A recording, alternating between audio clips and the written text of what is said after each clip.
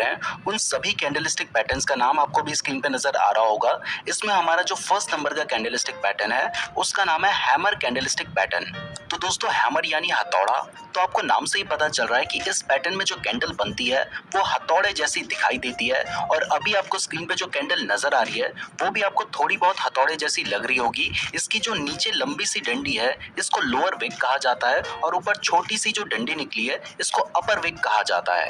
अब मैं आपको 4 ऐसी कंडीशंस बताऊंगा जिन कंडीशन से आप आइडेंटिफाई कर सकते हैं कि एक कैंडल हैमर कैंडल है या फिर नहीं। सो दोस्तों हैमर कैंडल को आइडेंटिफाई करने के लिए ये 4 कंडीशंस होना बहुत ज्यादा जरूरी है। पहला, शेयर डाउन ट्रेंड में होना चाहिए, यानी कि शेयर की प्राइस गिर रही होनी चाहिए। अगर शेयर की प्राइस बढ़ रही है तब हम इसे हैमर सिग्नल कंसीडर नहीं करेंगे। दूसरा, एक कैंडल को हैमर कैंडल बनने के लिए उसकी जो अपर विक है वो या तो नहीं होनी चाहिए या बहुत छोटी होनी चाहिए, और जो लोअर विक है वो बहुत लंबी होनी चाहिए। उसकी बॉडी का जो साइज है उसके डबल से भी लंबी होनी चाहिए। तो अभी आपको स्क्रीन पे जो कैंडल नजर आ रही है इसकी जो अपर विक है वो बहुत छोटी है और जो लोअर विक है वो बहुत लंबी है, इसलिए ये एक हैमर कैंडल है। तीसरा, हैमर कैंडल ग्रीन भी हो सकती है और रेड भी हो सकती है, लेकिन अगर कैंडल ग्रीन है तो वो ज्यादा पॉजिटिव मानी जाती है, बट अगर रेड कैंडल भी है तो उसे भी हम हैमर ही कंसीडर करेंगे। और फोर्थ कंडीशन है कि हैमर कैंडल बनने के बाद जो उसकी नेक्स्ट कैंडल बनती है वो हैमर कैंडल से ऊपर बननी चाहिए, तभी हम उसे हैमर सिग्नल कंसीडर करेंगे। अगर वो उसके नीचे बनती है तो फिर हम उसे हैमर सिग्नल कंसीडर नहीं करेंगे। तो जैसे ये एक हैमर कैंडल है और इसके बाद जो नेक्स्ट कैंडल बनी है वो हैमर कैंडल के हाई में बनी है, तो ये एक वैलिड सिग्नल है। अगर ये हैमर कैंडल के नीचे बनी होती तो आप इसे वैलिड सिग्नल कंसीडर नहीं कर सकते थे। तो दोस्तों अगर ये चारों कंडीशंस फुलफिल होती हैं तो इसका मतलब है कि यहाँ से मार्केट ट्रेंड चेंज कर सकता है। अभी तक शेयर की प्राइस नीचे गिर रही थी, यहाँ से ऊपर उठ सकती है, तो ये एक बुलिश सिग्नल है और आप यहाँ पर बाय कर सकते हैं। तो इसमें आपको जो एंट्री लेनी होगी वो आपको हैमर कैंडल के ऊपर लेनी होगी, यानी कि जो नेक्स्ट कैंडल बनी है उसमें जब वो हैमर कैंडल से ऊपर आएगी तब लेनी होगी, और आपका जो स्टॉप लॉस होगा वो हैमर कैंडल का जो लोएस्ट पॉइंट है वहां पर आपका स्टॉप लॉस होगा। हमने हैमर पैटर्न के ऊपर एक सेपरेट वीडियो बना रखी है, उस वीडियो का लिंक डिस्क्रिप्शन और आई बटन में दिया गया है, तो आप उस वीडियो को भी देख सकते हैं। ना दोस्तों हैमर कैंडलस्टिक पैटर्न बनने के बाद हमारा जो नेक्स्ट कैंडलस्टिक पैटर्न है वो है हैंगिंग मैन कैंडलस्टिक पैटर्न। ये पैटर्न दिखने में तो बिल्कुल हैमर जैसा ही दिखाई देता है, लेकिन ये बेयरिश सिग्नल देता है, यानी कि इस पैटर्न के बनने के बाद शेयर की प्राइस गिर सकती है।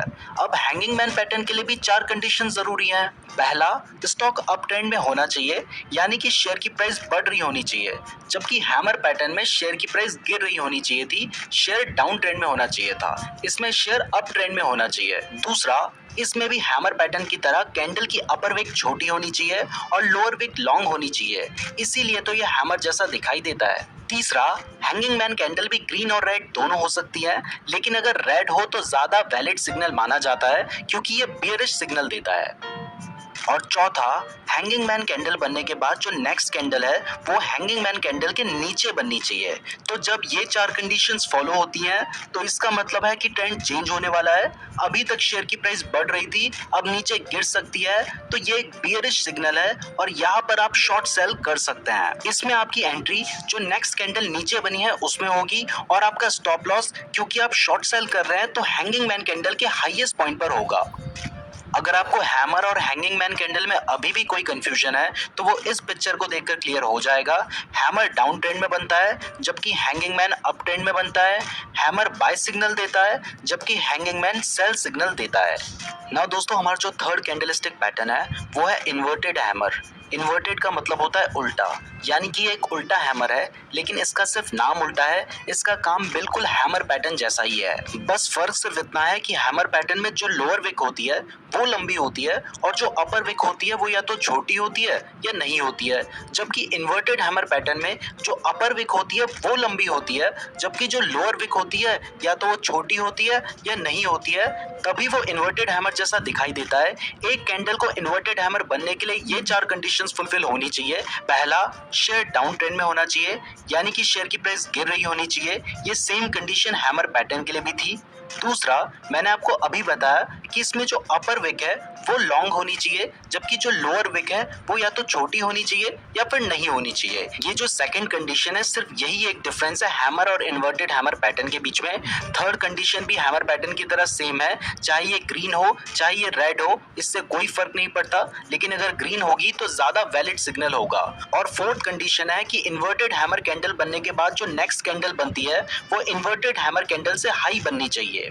तो जब ये चार कंडीशंस फुलफिल होती हैं तो वो कैंडल एक इन्वर्टेड हैमर कैंडल होती है और ये एक बुलिश सिग्नल देती है, यानी कि यहाँ से प्राइस बढ़ सकती है, यहाँ से ट्रेंड चेंज हो सकता है। अभी तक शेयर की प्राइस नीचे गिर रही थी, यहाँ से ऊपर जा सकती है। तो आप चाहें तो आप बाय कर सकते हैं। अगर आप बाय करते हैं तो इन्वर्टेड हैमर कैंडल के बाद जो नेक्स्ट कैंडल बनती है आपको वहां पे एंट्री लेनी होगी और आपका स्टॉप लॉस होगा इन्वर्टेड हैमर कैंडल का लोएस्ट पॉइंट। ना दोस्तों, हमारी जो फोर्थ नंबर की कैंडल है इसका नाम है शूटिंग स्टार। ये दिखने में बिल्कुल इन्वर्टेड हैमर जैसी ही दिखाई देती है, बस फर्क सिर्फ इतना होता है कि ये अप ट्रेंड में बनती है और बियरिश सिग्नल देती है, जबकि इन्वर्टेड हैमर डाउन ट्रेंड में बनती है और बुलिश सिग्नल देती है। तो दोस्तों, शूटिंग स्टार के लिए भी चार कंडीशंस फुलफिल होना बहुत ज्यादा जरूरी है। पहला, स्टॉक अप ट्रेंड में होना चाहिए, यानी कि शेयर की प्राइस बढ़ रही होनी चाहिए, उसके बाद शूटिंग स्टार कैंडल बने, जबकि इन्वर्टेड हैमर में शेयर की प्राइस गिर रही होनी चाहिए थी और स्टॉक डाउन ट्रेंड में होना चाहिए था। दूसरा, शूटिंग स्टार में जो अपर विक है वो लॉन्ग होनी चाहिए और जो लोअर विक है वो शॉर्ट होनी चाहिए, बिल्कुल इन्वर्टेड हैमर की तरह। तीसरा, शूटिंग स्टार कैंडल ग्रीन भी हो सकती है, रेड भी हो सकती है, लेकिन अगर रेड हो तो ज्यादा वैलिड सिग्नल माना जाता है क्योंकि ये एक बियरिश सिग्नल दे रहा है। और चौथा, शूटिंग स्टार कैंडल बनने के बाद जो नेक्स्ट कैंडल बनती है वो शूटिंग स्टार कैंडल से नीचे बननी चाहिए, तभी हम कंफर्म हो सकते हैं कि इसके बाद शेयर की प्राइस नीचे गिर सकती है। तो दोस्तों, अगर ये चारों कंडीशन फुलफिल होती हैं तो आप शेयर को बेच सकते हैं या फिर शॉर्ट सेल कर सकते हैं, क्योंकि ये एक बियरिश सिग्नल देता है और इससे पता चलता है कि इसके बाद शेयर की प्राइस नीचे गिर सकती है। अगर आप शॉर्ट सेल करते हैं तो शूटिंग स्टार कैंडल के बाद जो नेक्स्ट कैंडल बनेगी आपने वहां पे एंट्री लेनी होगी और आपका स्टॉप लॉस होगा शूटिंग स्टार कैंडल का जो हाईएस्ट पॉइंट है वहां पर। ना दोस्तों, हमारा जो फिफ्थ कैंडलस्टिक पैटर्न है वो है बुलिश एनगल्फिंग। इसके नाम से ही पता चल रहा है कि ये बुलिश सिग्नल देती है। तो जब भी कभी मार्केट डाउन ट्रेंड में होता है और डाउन ट्रेंड में एक ऐसी रेड कैंडल बनती है और उस रेड कैंडल के बाद एक ऐसी ग्रीन कैंडल बनती है जो कि फर्स्ट रेड कैंडल को पूरा एनगल्फ कर लेती है, यानी कि कवर कर लेती है, तो ये होता है बुलिश एनगल्फिंग। इसमें हमारी जो सेकंड ग्रीन कैंडल है वो फर्स्ट कैंडल के नीचे ओपन होती है और फर्स्ट कैंडल के ऊपर क्लोज होती है, तभी ये फर्स्ट कैंडल को पूरा कवर करेगी। तो जब भी कभी इस तरीके का पैटर्न बनता है तो इसे बुलिश एंगल्फिंग कहते हैं और इसका मतलब होता है कि यहाँ से शेयर की प्राइस बढ़ सकती है, तो आप यहाँ पे बाय कर सकते हैं, पोजीशन ले सकते हैं। अगर आप बाय करना चाहते हैं तो इस ग्रीन कैंडल के बाद जो नेक्स्ट कैंडल बनेगी आपको वहां पे बाय करना होगा। वो कैंडल इस ग्रीन कैंडल के ऊपर बननी चाहिए और आपका जो स्टॉप लॉस होगा वो ग्रीन कैंडल का जो लोएस्ट पॉइंट है वहां पर होगा, आपको स्क्रीन पे नजर आ रहा है ना। दोस्तों, हमारा जो सिक्स कैंडलस्टिक पैटर्न है इसका नाम है बियरिश एनगल्फिंग। ये बुलिश एनगल्फिंग का जस्ट अपोजिट है और ये बियरिश सिग्नल देता है, यानी कि इस सिग्नल के आने के बाद शेयर की प्राइस गिर सकती है। तो दोस्तों, जब भी कभी शेयर अप ट्रेंड पे चल रहा होता है, यानी कि शेयर की प्राइस बढ़ रही होती है और उसके बाद अगर एक ग्रीन कैंडल आती है और उस ग्रीन कैंडल के बाद एक रेड कैंडल आती है जो कि उस ग्रीन कैंडल को पूरा कवर कर लेती है, यानी कि एनगल्फ कर लेती है, तो इस पैटर्न को बियरिश एनगल्फिंग कहते हैं। तो जैसे अभी आपको स्क्रीन पे दो कैंडल नजर आ रही है, हमारी जो ग्रीन कैंडल है उसको रेड कैंडल ने पूरा कवर कर लिया है और जो रेड कैंडल की ओपनिंग प्राइस है वो ग्रीन कैंडल से ऊपर है और जो क्लोजिंग प्राइस है वो ग्रीन कैंडल से नीचे है, तभी वो उस ग्रीन कैंडल को पूरा एनगल्फ कर ले रही है, यानी कि कवर कर ले रही है। तो जब भी कभी इस टाइप का पैटर्न बनता है तो इसे बियरिश एनगल्फिंग कहते हैं और इसके बाद शेयर की प्राइस गिर सकती है। तो दोस्तों, अगर आप चाहें तो आप यहाँ पे शॉर्ट सेल कर सकते हैं। अगर आप शॉर्ट सेल करते हैं तो इस बेयरिश कैंडल के बाद जो नेक्स्ट कैंडल उसके नीचे बनेगी आपको उसमें एंट्री लेनी होगी और जो ग्रीन कैंडल का हाईएस्ट पॉइंट होगा वो आपका स्टॉप लॉस होगा, आपको स्क्रीन पे नजर आ रहा है। तो दोस्तों, ये थे वो 6 कैंडलस्टिक पैटर्न्स जिनका यूज करके आप पता कर सकते हैं कि शेयर की प्राइस ऊपर जाएगी या नीचे। इसके अलावा भी बहुत सारे कैंडलस्टिक पैटर्न्स हैं, जैसे कि piercing line, dark cloud cover, bullish harami, bearish harami, morning star, evening star, bullish kicker, bearish kicker, gravestone doji, dragonfly doji, long leg doji, doji star और भी बहुत सारे कैंडलस्टिक पैटर्न्स हैं। अगर आप चाहते हैं हम उनके ऊपर भी वीडियो बनाएं तो कमेंट करके जरूर बताइएगा।